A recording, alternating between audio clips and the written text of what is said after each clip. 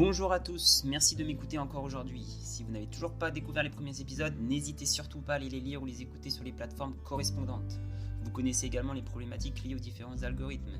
Donc n'hésitez pas à commenter, noter ou liker les épisodes. Vous aiderez ainsi d'autres gens à découvrir ce contenu 100% positif que je vous prépare chaque jour. Aujourd'hui, je voudrais parler de quelque chose que l'on oublie souvent de mentionner quand on parle de projets ou de changements dans nos vies. La chose que les marketeurs adeptes des pubs Facebook pour vendre des formations qui se promettent de vous enrichir facilement ou de vous faire perdre du poids, oublient.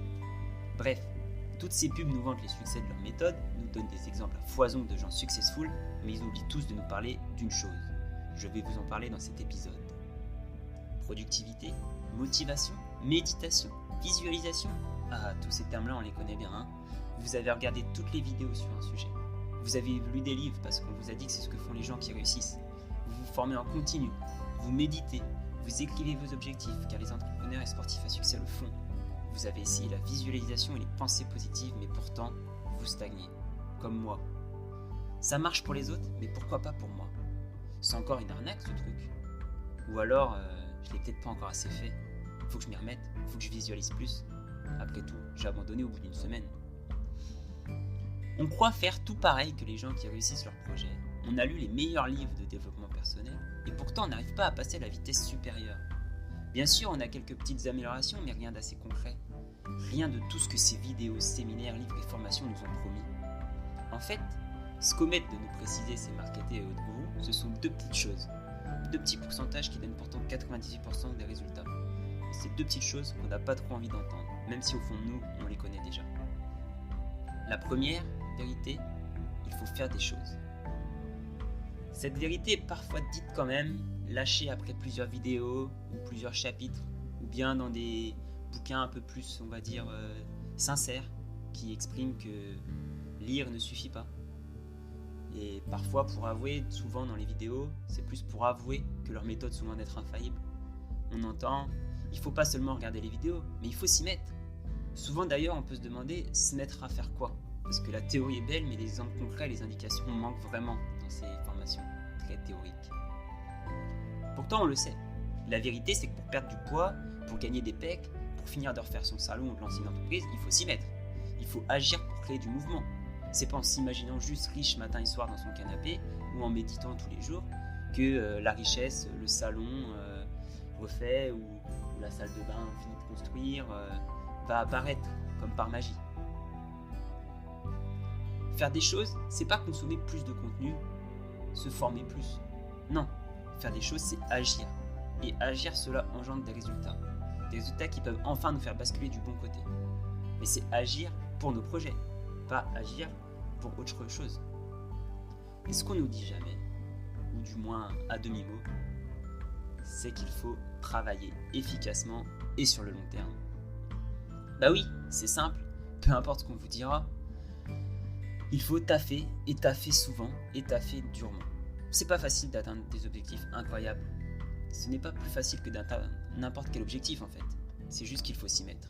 Il faut être capable de travailler des heures sans voir la moindre amélioration. On ne gagnera pas des millions dès qu'on aura créé notre premier e-commerce ou notre première page sur Shopify. On ne perdra pas subitement 15 kilos parce qu'on a couru 2 fois et mangé une salade. Non, tous les efforts, tous les changements sont durs car c'est une lutte chaque jour. Nous sommes devenus réfractaires au changement car nous sommes à la recherche du confort. Il faut donc se sortir de ça, se surpasser.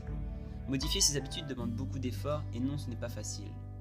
Ça peut parfois être très rapide, même très très rapide, mais ça n'est pas facile, et encore moins très facile. Par contre, la bonne nouvelle, c'est qu'on peut agir dessus, une fois qu'on en a conscience, et on peut s'y mettre.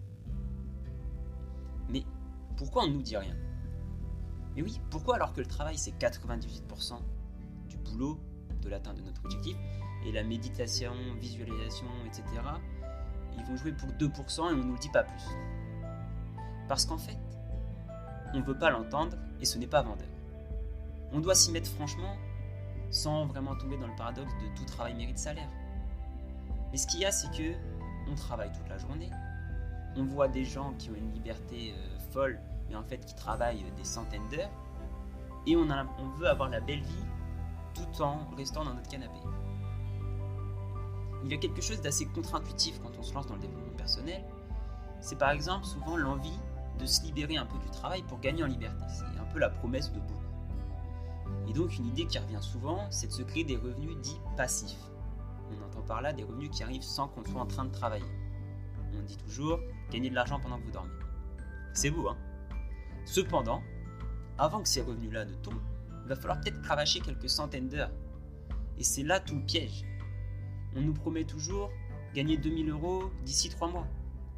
Mais c'est faux.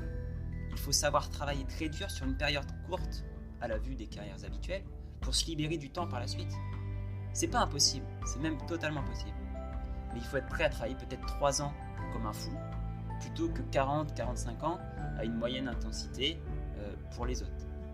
Il faut donc se travailler dur pour se remettre en forme, ou pour faire sa belle salle de bain, ou pour avoir les ressources nécessaires pour le faire ensuite et en profiter toute sa vie. L'idée, c'est donc que ce n'est pas facile. C'est rapide, c'est possible, mais ce n'est pas facile. Et ça va demander quand même un petit peu de temps. C'est rien comparé à une vie, mais c'est pas immédiat. En conclusion, je voudrais vous rappeler quelques notions cruciales. Donc, 1.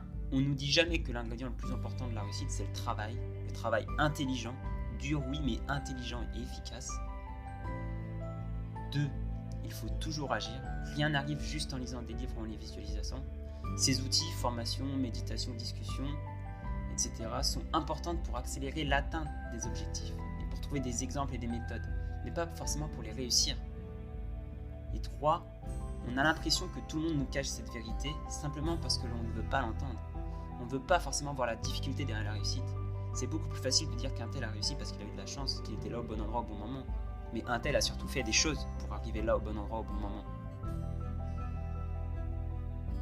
Voilà.